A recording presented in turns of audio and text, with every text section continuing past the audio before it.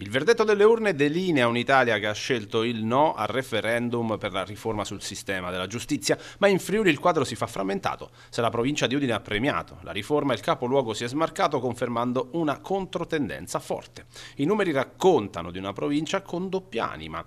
A livello nazionale il fronte del no festeggia un successo netto e il Friuli restituisce una mappa elettorale complessa. Nel capoluogo friulano vince il no, attestandosi al 52,27%, un risultato che il sindaco De Toni legge come una conferma del sentimento progressista della città, ricalcando quasi perfettamente le percentuali che lo portarono a Palazzo d'Aronco 3 anni fa.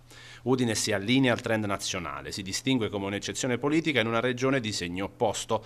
Basta però uscire dai confini della città per trovare uno scenario ribaltato. La provincia ha scelto il sì con una media del 57,26%. In sostanza, oltre che a Udine, il no si è affermato soltanto in altri 12 comuni sui 134 complessivi del territorio provinciale. Nello specifico, in ordine alfabetico, ad Aiello del Friuli, Ampezzo, Aquileia, Campolongo Tapogliano, Cervignano, Fiumicello Villa Vicentina, Moggio Dinese, Ravascletto, Raveo, Ruda, Sauris, Terzo di Aquileia e proprio il capoluogo, per una soglia complessiva inferiore al 10% dei comuni.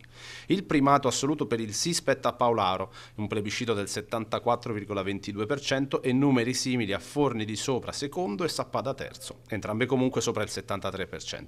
È il Friuli dei piccoli comuni, delle valli, dei centri produttivi come Lignano e Manzano, dove il sostegno alla riforma ha superato ampiamente il 60% in oltre 70 amministrazioni.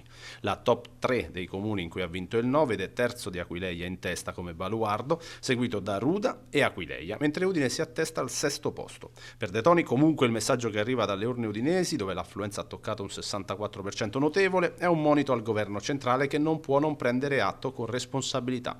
Insomma, tra il sì convinto delle montagne e il no deciso della città, Udine si conferma un laboratorio politico che nel cuore di un territorio orientato al centro-destra sceglie di parlare la lingua del risultato nazionale.